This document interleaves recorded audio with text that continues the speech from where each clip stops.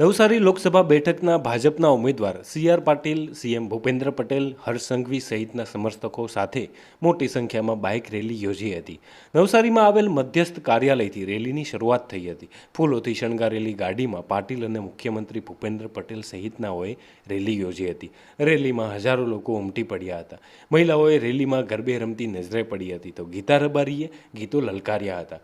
Rally દરમિયાન ચુસ્ત police બંદોબસ્ત પણ ગોઠવવામાં આવ્યો હતો. આ વચ્ચે પાટીલ વિજય મુહૂર્ત ચૂકી ગયા હતા, જેથી હવે તેઓ આવતીકાલે ફોર્મ ભરશે. હજારોની જનમેદની સાથે રોડ શો યોજ્યા બાદ પાટીલ પરત ફર્યા હતા.